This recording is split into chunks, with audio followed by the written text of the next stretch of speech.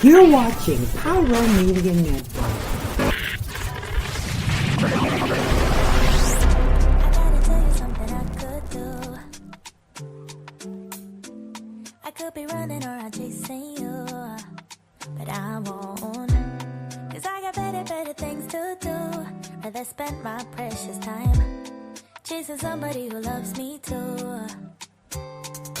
If I got $1 for every time you slam the door, I would be the richest girl alive, life. If you hadn't run away every time I asked you stay, you would sleep right next to me tonight. But you didn't know me, all you wanted was a game to play, and you couldn't handle that I had my ways. Around your mind tricks and your side chicks, I'm a winner, babe. But you didn't win this, it's a part of the game. In the beginning I just didn't know that you're an enemy. Thank you for tuning in. If this is your first time joining us, welcome. We hope your experience is fruitful. Please feel free to visit our website to find out how you can join our growing family. While we are loading your experience, please do us a quick favor and hit that like button from whichever platform you're watching or listening on. Also, share so others may enjoy as well. And we hope you would consider hitting that subscribe or follow button so you can check out more of our amazing content. All right. Let's start the show.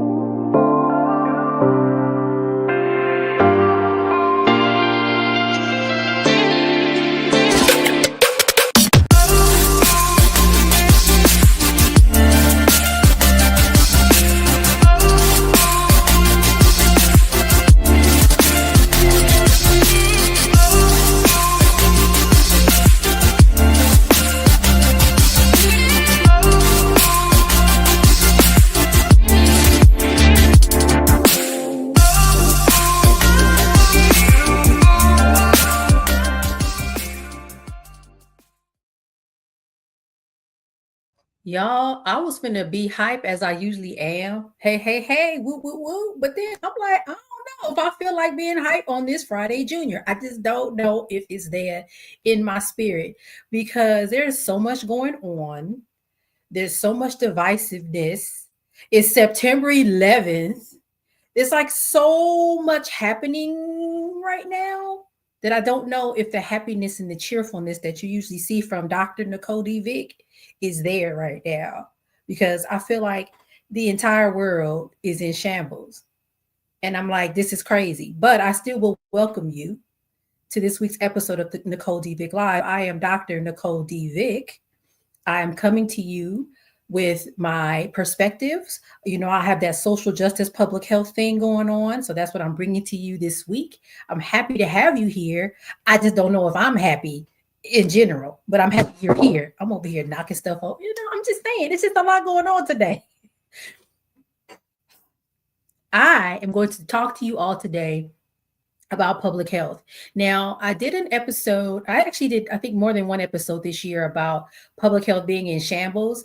And I feel like that at the time I talked about it, I was like, this is probably as shambly as it's going to get. But it has gotten even more in shambles since then. And I was just like, no, I need to talk to somebody about this. And if you remember, I had Dorian Johnson on. He had to submit his comments through an audio file because he couldn't join live. But this time I was like, hey, can you please join me? He was like, yes. And I'm so excited because I don't know if y'all know, there are about 2 people, actually maybe 3, that I feel like are cousins in my head. One of them is Masego. You know Masego? Ta-da! He's in my head, my cousin. And I feel like Dorian Johnson in my head is my cousin. So I was really excited to have him come on. I don't think he knows that. He's probably hearing that for the first time today, but I feel like in my spirit, that's who he is. So I just want to bring him on. But before we bring him on, I'm just wanting to really impress upon y'all that this is like big deal. This is like serious. Public health is so important to this country, and to the infrastructure of this country. And for it to be in the shambles that it is in is not funny. This is bad. This is an emergency. I'm going to talk about some things that have happened over the last couple of weeks or so that have really been like, what is really going on? And Dorian is going to help me dissect it all. You know, I am a processor. I need to process what is happening. And oftentimes it helps me to do that with someone else that also understands what's going on. And so we can kind of go back and forth like, am I tripping? Or is this bad? So let's just bring him on. He is the public health uncle. I'm excited to have him here. Let's just get to it. Come on, Dorian.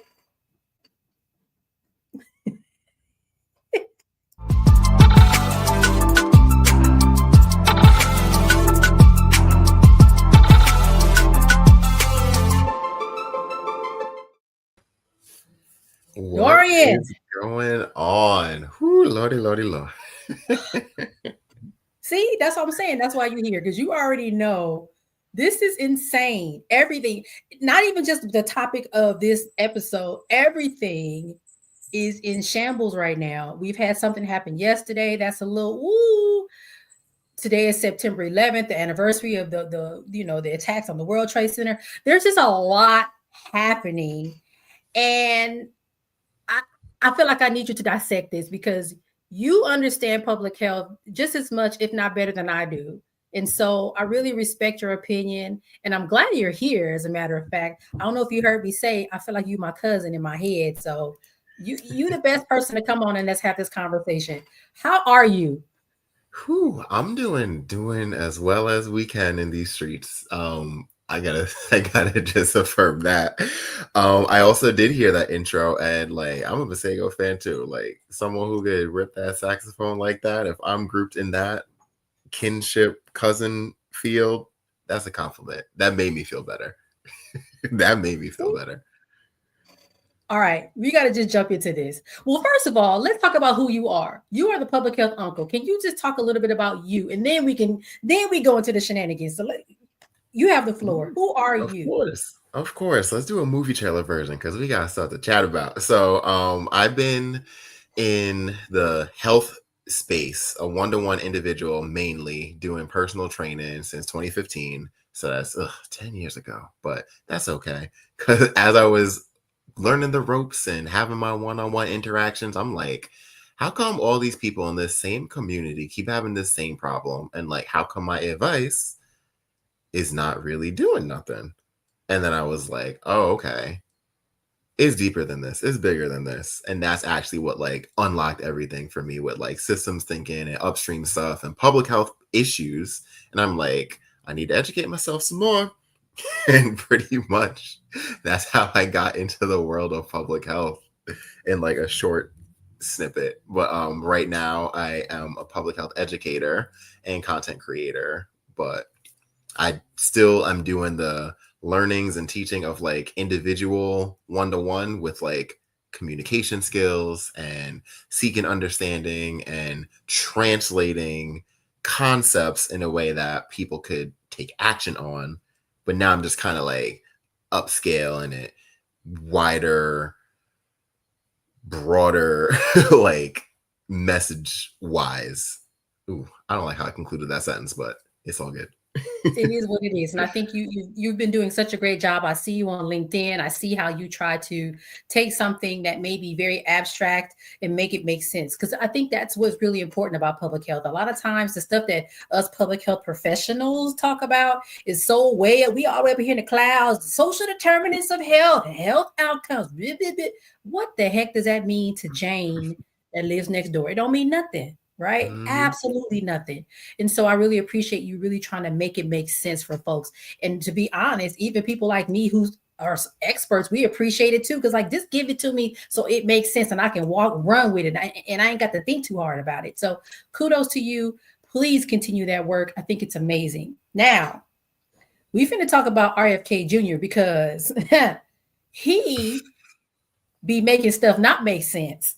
And potentially causes things to be hard. So you talked about, well, how come when I talk to people, it's not hitting for them, it's not resonating? Because you have people like him who say, well, actually, this is not true. And then they say, well, he said it's not true. And then you got to spend all this time trying to undo the damage. And so what I've learned is that, we see him now as, what is his job now, child? And I forgot what the man's job is, but it's scary. What is his job?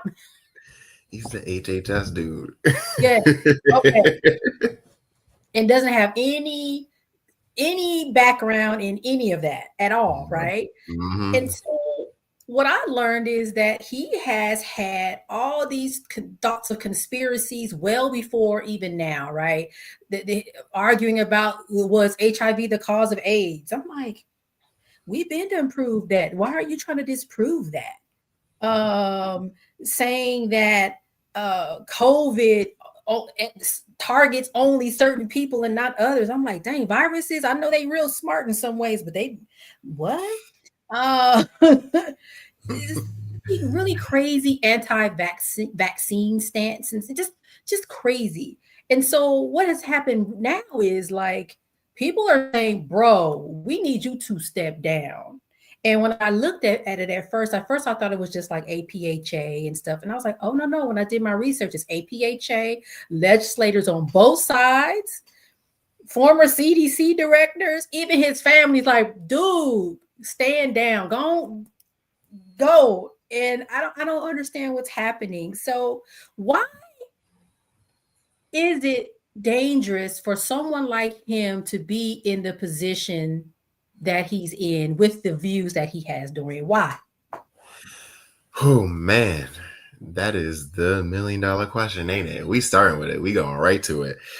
Why is it dangerous? Like, it's so insidious because, like, on the surface, for some things that he says, like, it sounds like, all right, you got something. Like, yeah, we want to get rid of processed foods. Yeah, we want to make things healthier. Yeah, like, that's like we get them in. Like, that's the them like spinning signs that like car dealerships and stuff have. They're like, oh, I got this thing I'm saying, like, come on down. You like this?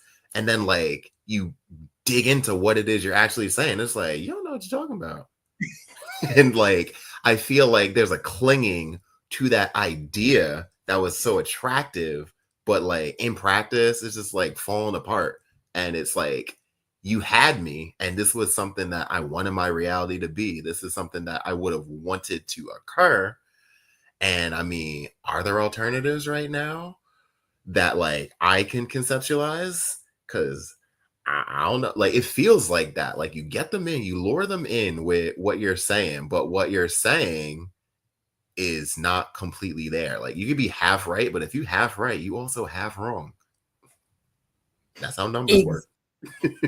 Exactly. And I think that unfortunately what it also does is, the folks that are aligned with, oh, vaccines are bad, or oh, this is bad, they're like, see, if he's saying it, then this has to be true. And then it kind of just gives folks that may be confused, right? So there's people, right, like us, pro-vaccine, like yes. And then there's people that are like, absolutely not. But there's all these folks in the middle who are unsure. I think it gives more weight to them. It kind of pulls those folks on the other side. And I think that, to me, is also what's really scary. Like, these things are actually being sort of rubber stamped and given the golden stamp of approval. Like, no, this is what we want to do, when we know for a fact. And I think that's also what hurts. Like, we have decades and decades and years of research and experience that says these things work. Are they perfect? Probably not. But to your point, you get someone aligned, yeah, preservatives are bad. I would probably agree with that. But then, like you said, we turn this corner and then it's like, whoa, these things are dangerous. So I'm just really scared, because I think even what happened yesterday, which I'm not going to talk about, when you give somebody a microphone, right, that doesn't have the skill set and has this negative sort of stance on things, it really is very, very dangerous. I don't know. I don't know what's going to happen, Dorian. What we going to do? I have no idea either. And we ain't gonna talk about it yesterday, but it really is just like another textbook example of like the uncertainty and just like the conditions that are fueling what's finna happen. Because we know something's gonna happen. We don't know what, but like it's how could you brace for it? How do we? And I'm wondering, do you think he'll step down? Do you think he will resign?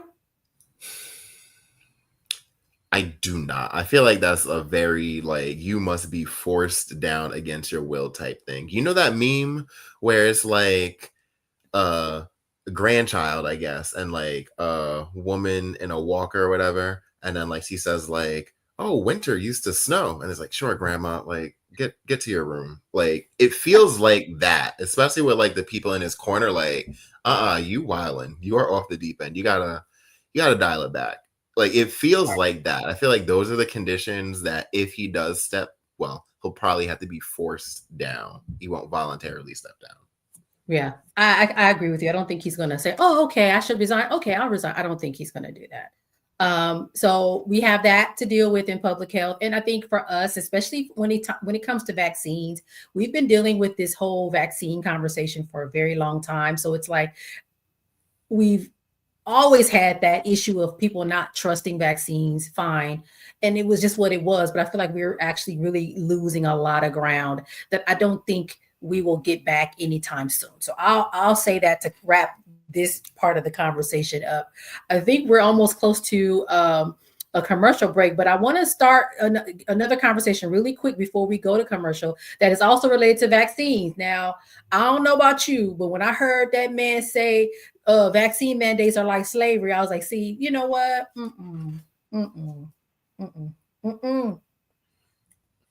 No, no, no. No. So the Surgeon General of Florida has vowed to end vaccine mandates in the state, even for children, announcing plans to wipe all of them, every last one of them, off the books. He likened the requirements to slavery during the announcement, and he's a noted vaccine skeptic. And during COVID, he was issuing notices that contradicted guidance from the federal health authority. So this isn't new for this guy. This guy's name is Dr. Joseph Ladapo. I hope I'm saying his name correctly. And I think, honestly, it made it worse for me to see that was a Black man. I don't know if you feel the same way, Dorian, but I was like, bro, what is you doing? What's going on? So we'll talk a little bit more about that. Let's go to commercial break, and then we can continue the conversation about what's going on in Florida.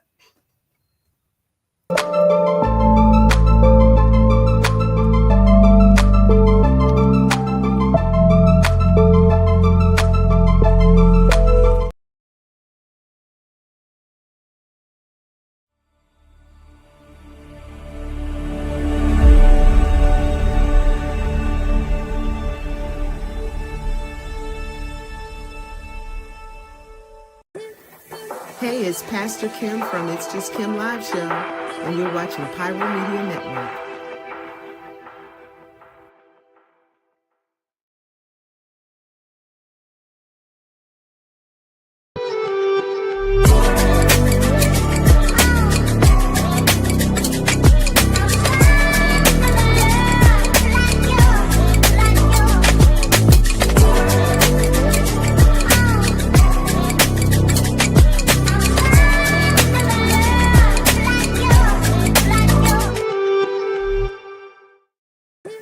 What's going on, y'all?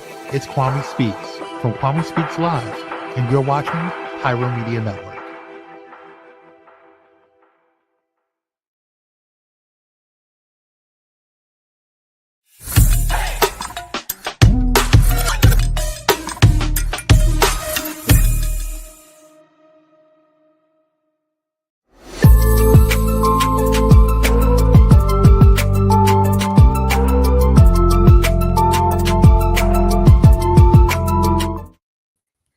I am back with the public health uncle, Dorian Johnson. We're talking about public health and the shambles that we continue to experience. Like I said, I thought we was here with shambles, but then it kept just getting more shambolier. I got to find a word because it's like You just keep. I'm like, wait, this can't get any worse, and then it gets worse, and I'm like, no. And so before we left on a break, I was talking about Florida, and I know Florida people like to joke about Florida, like, okay, like y'all over there tripping, and I feel like this is an example of the continuance of the tripping. Like, what's wrong with y'all in Florida? I don't. What is happening in Florida? This guy said vaccine mandates are like slavery. It's the same thing.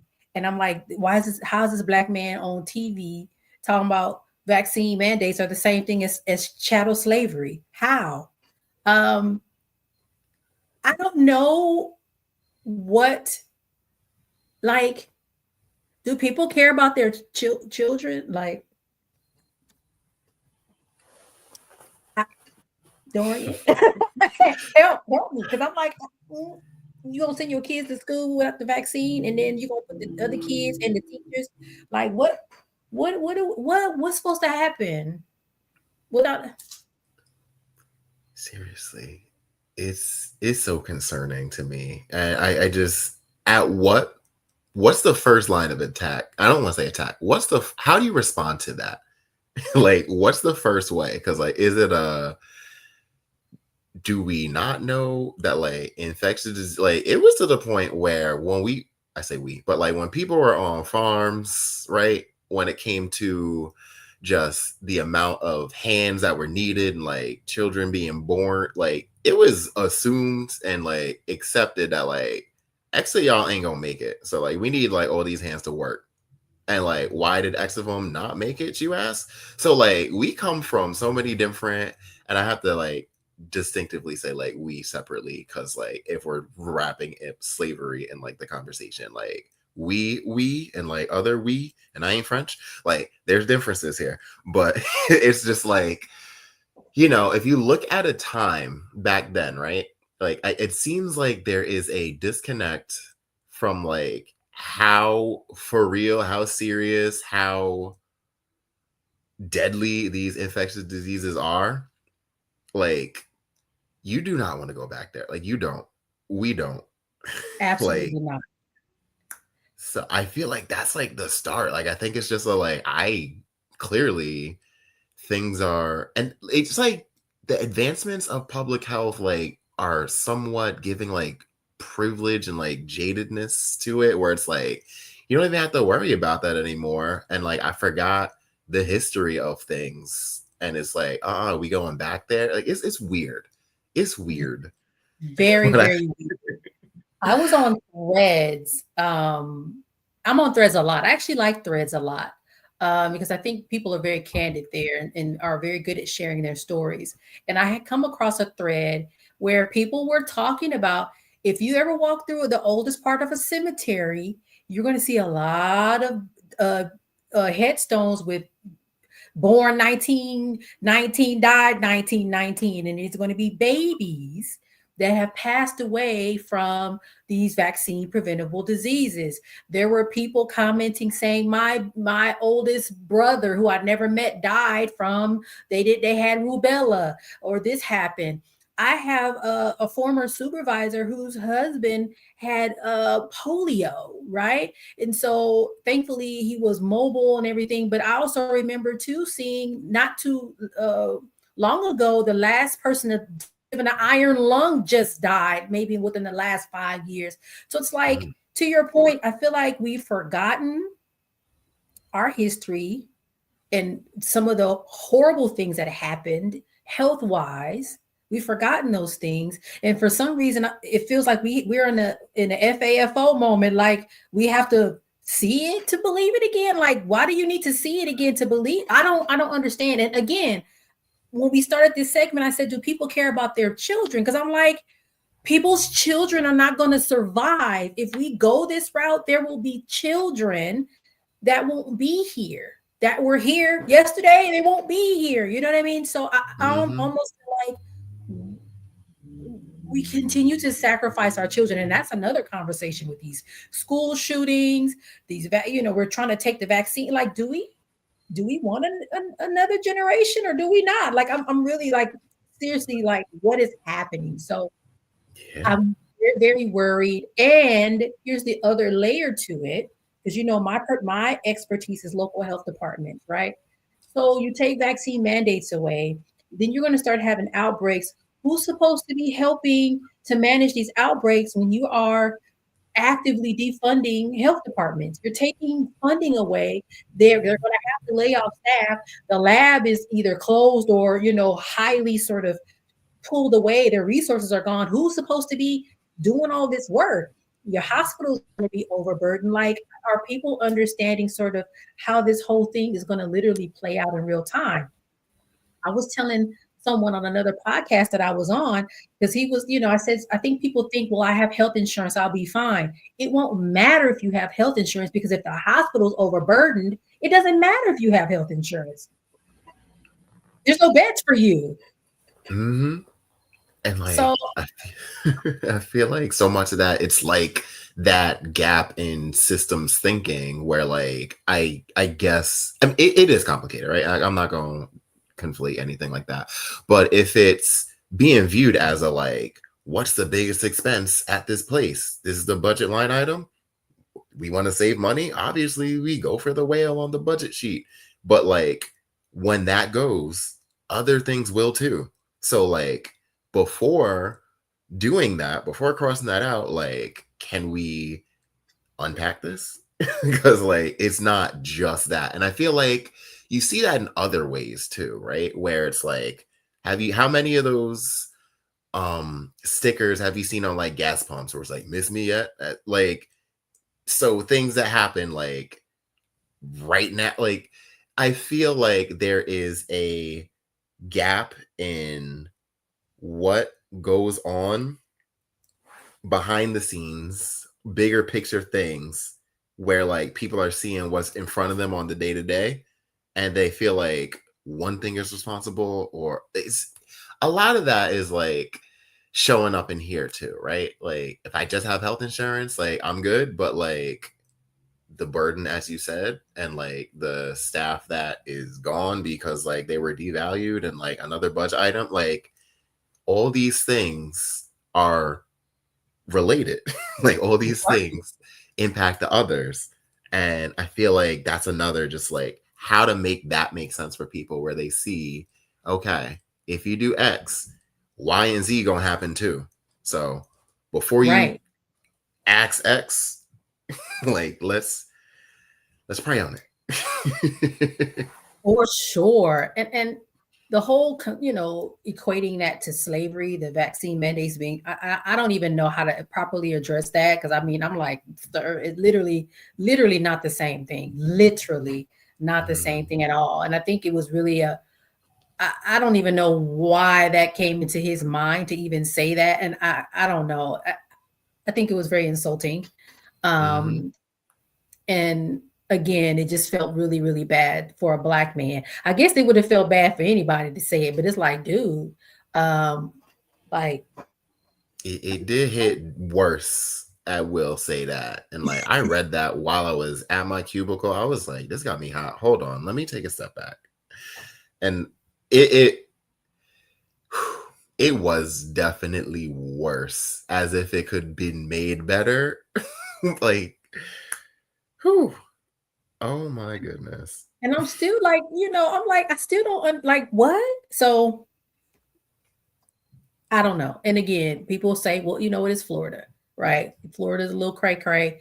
But I'm again, fine. It's a little cray-cray. But at the end of the day, people that are alive today will not be alive a year from now because of this craziness. That's, for me, what I wish people understood. I think that's what I wish people understood.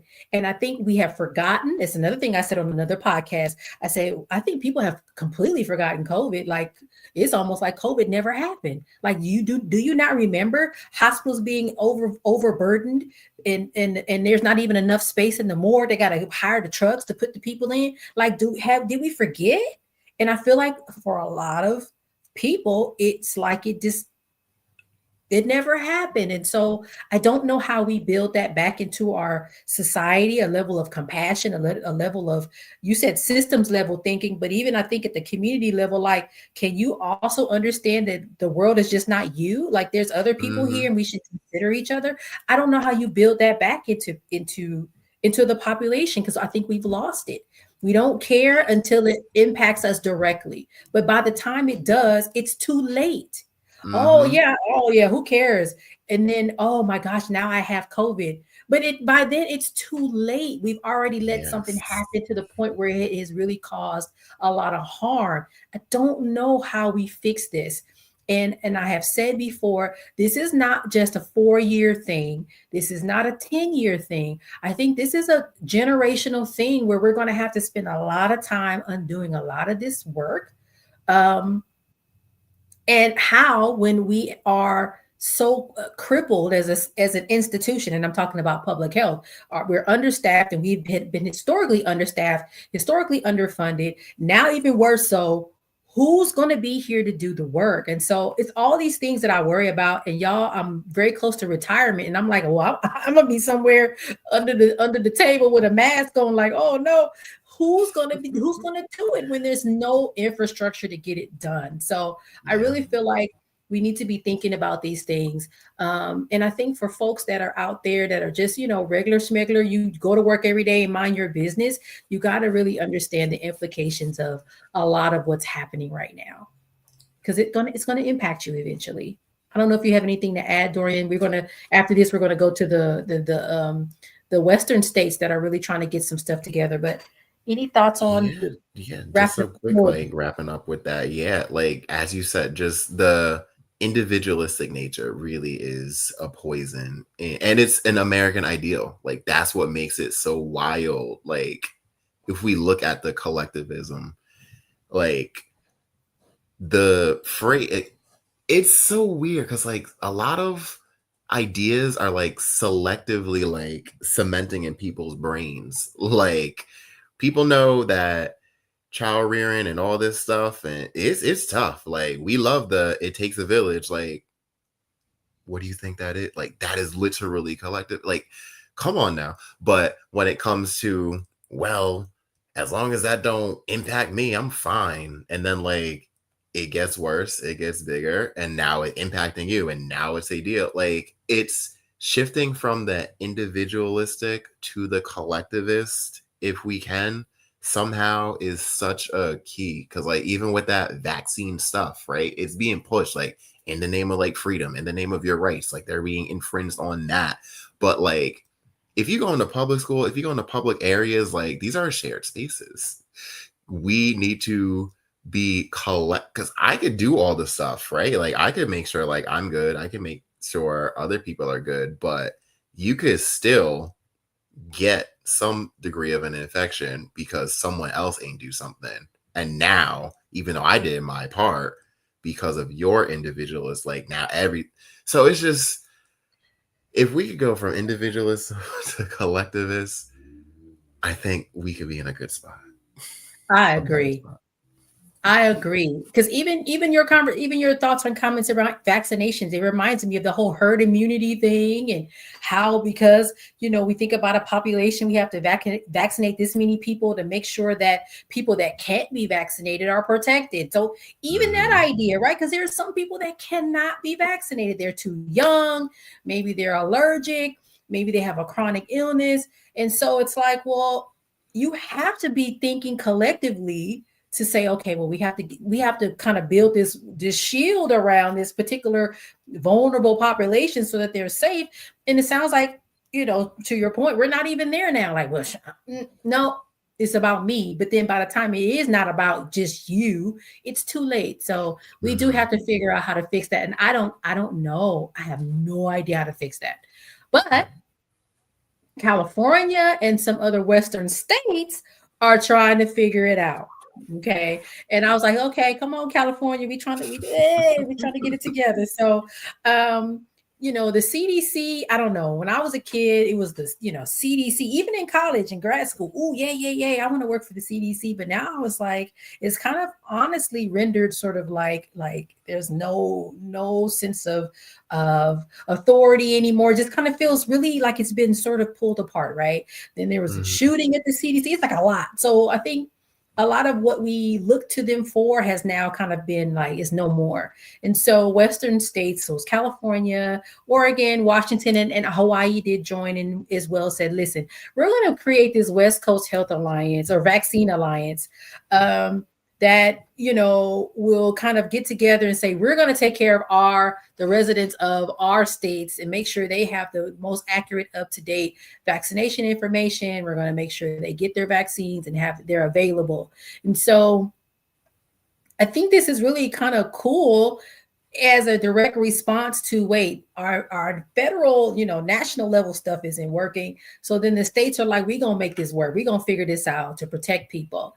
I don't know, Dorian, what do you think? Like, on the one hand, I feel like it's good. Like, somebody said, you know what, this system is failing. We're going to fix it. But I feel like it's a little dangerous for our federal systems to fail. I'm like, it's a little scary. A little bit. Yeah.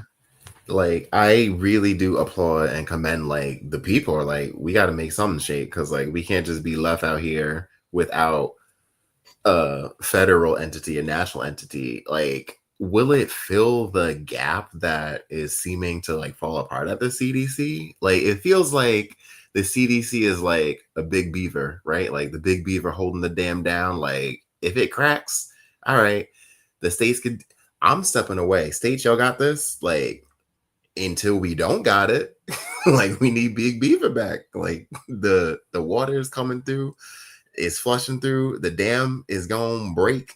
Like, it's better than nothing, but, like, how realistic can this be, right? Sustainable wise, and, like, it's a big ask, but it's something, right? And, like, who knows? Like, if I think there have been, like, East states following that or doing something similar, where it's like, now are, like, things getting mobilized, or now I think so much about stuff like this where it's hard to, like, be that first to act, I guess, right? But, like, seeing something modeled, seeing something where, like, okay, y'all got something shaking over there, like, how can we, like, apply this to our unique context and settings, like, and hopefully things like that can pick up. Like, I'm curious to see how it plays out, and I'm hopeful, but, like, it really does feel like we need something else too, but hopefully this can hold it down until we figure things out.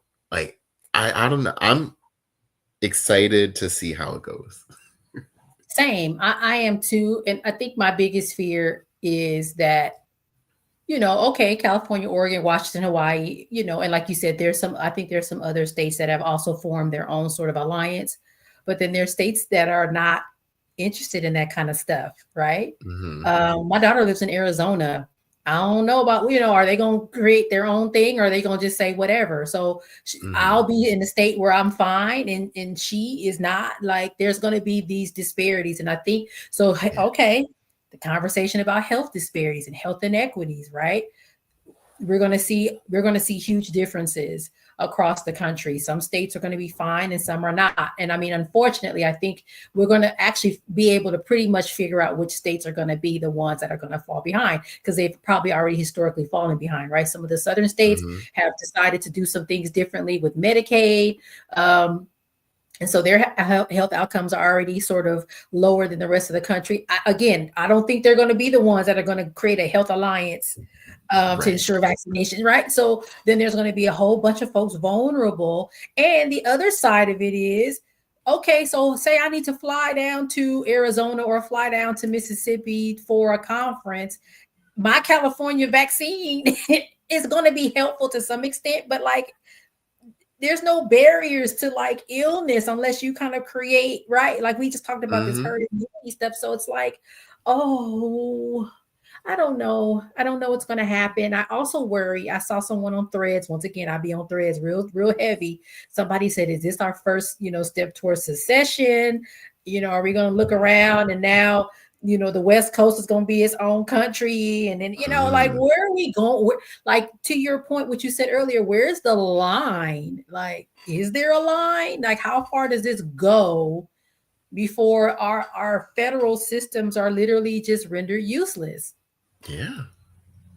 That is the question. And like, I didn't even think about the possibility of like cessation at all, like, or seceding. Like, it's a big brunt to carry. And like, as you said, it goes back to like, if you are in a state that is doing something to protect you, and then you visit, travel, whatever, like, it goes back to just that, like, we all gotta, like, I think people feel like I don't owe no one nothing. Like, there's no responsibility to like the fellow person. And it's just like, that stuff is going to like be our downfall. Like, how can it not be? Very scary. Very, very scary. We're almost out of time. We done ran through this real quick, but I just want to say, right, we have to think about some things, y'all that are watching and listening. Who benefits when public health is destabilized? Who loses? Who benefits? What's going to happen? We got to think about this. And I think Dorian said something really important. We got to really start getting out of this individual thing and really think collectively. And I don't know how that's going to happen, because we are very polarized right now, extremely polarized nation, where very strong views on either side, and everybody want to be right. And this is a mess. So I don't know how we get out of this. I mean, I have some ideas. And I think, unfortunately, there are folks in leadership that are not being helpful. They're actually being very, very harmful on purpose, with a great intention to do a lot of harm to a lot of people. That's just the way it is. So, having said all that, y'all, please pay attention to the news. I know elections are coming up soon, hopefully, because, I mean, people are saying, wait a minute, something might happen, but hopefully we are able to vote and make some decisions about candidates and things really soon. Please pay attention. And just be ready to act, I guess is what I'm saying. Be ready to act, be ready to stand up for your rights. You should be able to be vaccinated. It shouldn't be a question of, this is good or bad. Vaccines are proven to be effective to keep people healthy. So just pay attention to what's happening. Dorian, how can people find you? And then we're going to close out. What do you want them to know about you? Website, all those good things. Oh yeah, I be yapping on TikTok. Just at the Funkle. That is my mainstay, other than LinkedIn. Okay, maybe I'll join TikTok just so I can see what you're doing, because I don't know. I fell off of TikTok, and then that was just the end of it. I never really went back. So maybe this will be my reason to go back to the TikTok. Come on down. Water's fine.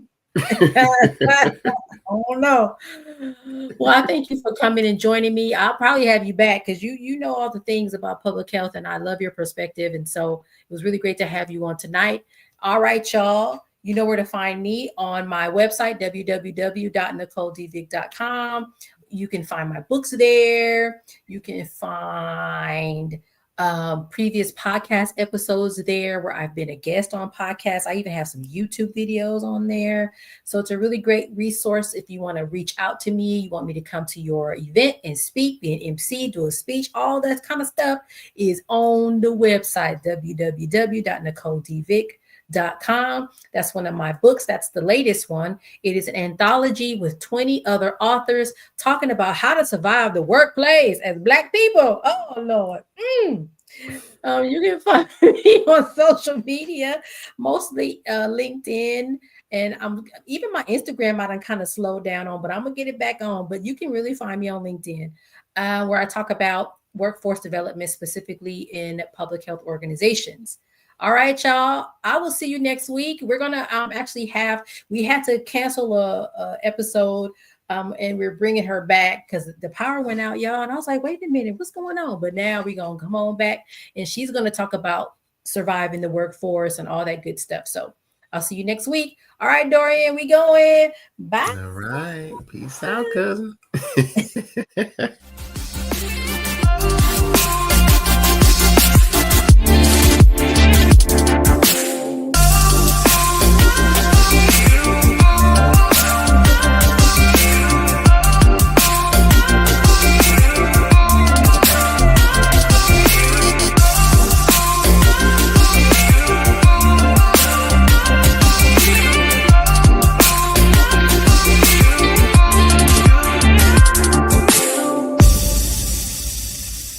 Thank you for watching Pyro Media Network. For more information, please visit pyromedianetwork.com.